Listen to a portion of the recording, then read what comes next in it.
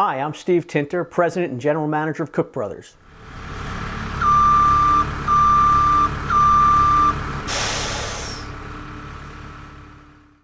As we get closer to our initial consultation, I wanted to send you a video so you know what to expect. We have 2 appointments set up, and I always tell people the first meeting is really a meeting for me to get information from you. So we're going to want to talk about kind of what your goals and priorities are, what the finish levels you're expecting are, if you have any preconceived notions of how to achieve your goals with the house. The second meeting is a meeting for you to get information back from me. So part of that meeting will be me giving you a zoning analysis of your property so that we can look at and see if there's any setback or lot coverage issues with your project.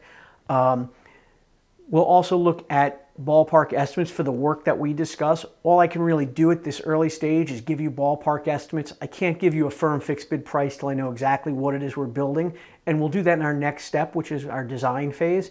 And the third part of the information that I'll have for you at the next meeting would be to show you how we help you develop those designs so you know what to expect at every stage of the process. Whether the initial consultation is virtual or in person, there are several things that you can do to prepare for that meeting. If we're going to have a virtual meeting, we do use the Zoom platform, so making sure you're familiar with that platform so that you know what to expect when we are meeting. Using a smaller device like a camera or an iPad that's a little more portable is more beneficial at that first meeting, as we might want you to walk around the house to show us where things are. So also knowing how to flip that camera around so that it's not pointing towards you and pointing at the rest of the house, so you can give me a kind of a virtual tour of the house will help. And at our second meeting, it might be more beneficial to you to be at a device that has a little bit larger screen, because I'm going to share my screen with you and show you examples of how we help you develop designs and examples of our contracts and paperwork. And so it's going to be a little bit easier to view those documents if you're at a little bit larger screen. One thing I always tell people to remember if you're doing a virtual consultation and walking around the house is always be careful, obviously, where you're walking. You don't want to trip and fall down a set of stairs. You also need to be careful about going outside to show me the exterior of the house. A lot of times when you do go outside and you're using your phone, the phone will lose your Wi-Fi connection and freeze up, and then you won't be able to hear me and I won't be able to see or hear you. So just making sure that you're within the range of your Wi-Fi will help for that meeting. If you have a survey plat, it also would help me for you to get that information to me before that first meeting. A survey plat is a document, it's usually a legal size document that will show the house in relation to the property lines so that I can assess if there's any zoning issues that we're going to have to be careful about with your project. You can usually find your survey plat as part of your closing documents from when you purchased your home.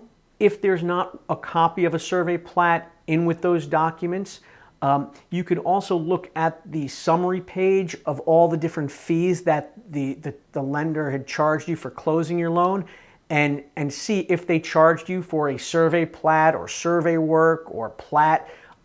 It'd probably be somewhere between $350 to $500, and if they charged you for it, you could always contact the title company and ask them to contact the surveyor that did that work, and they can usually send you a copy of it. They might charge you an administrative fee of $20 or so just for copying it and mailing it out to you. You can also check with Arlington County. They have copies of some survey plats on file, but it's not a record that they maintain on every house. So the only reason they would have one on file for your property is if there was a permit that was pulled for your project, for your property.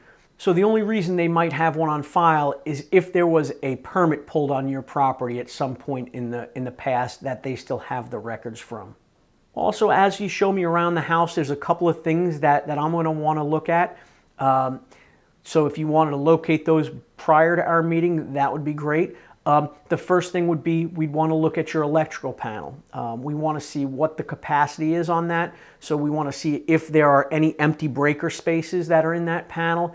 We also want to look at the main breaker to see what the total capacity for the house is, to see if we need to upgrade that. So that usually can be found by looking at the main breaker switch right on the top. There's usually a number. It might say 100 or 150 or 200 amps. If it doesn't show on that main breaker, you can also look on the panel on the door. There's usually a sticker there that will tell you what your electrical panel is rated for, whether it's, like I said, 100 amps, 150 amps, or 200 amps. If you have fuses, you don't even have to show me that. Just let me know, because that's going to have to be addressed. We also want to look at the HVAC system just to get a general idea of how old that is and what areas that it services.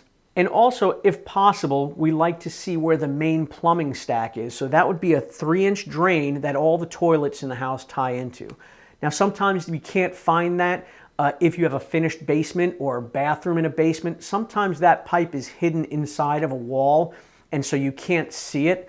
But it's important to know that, so that if you're contemplating adding any bathrooms to the project, to the house, we know how we're going to have to tie into those. A lot of times people just show me where the second floor bathroom is, and they feel building an addition right behind that, the bathroom should go right behind the existing bathroom.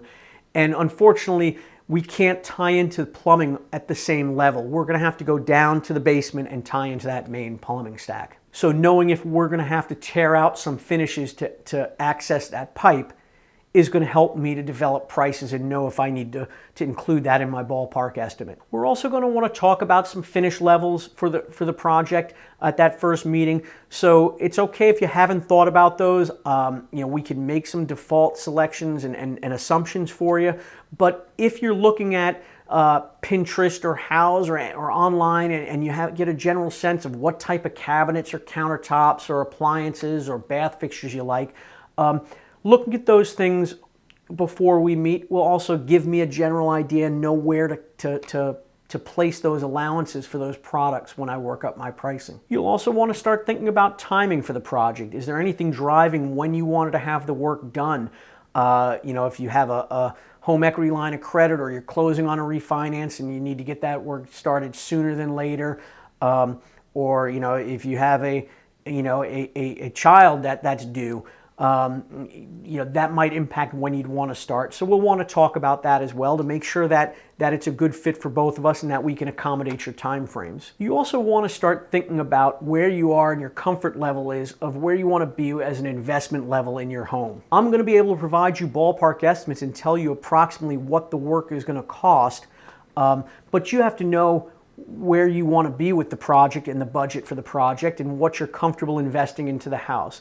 So if you haven't really thought about it, sometimes people will tell me, we don't even know what this stuff costs. Well, that's fine. I can fill in that piece of the puzzle, but you're going to have to know at some point how that comports with your comfort level of what you want to invest into your house. So the sooner you can start looking at that and thinking about that, the better.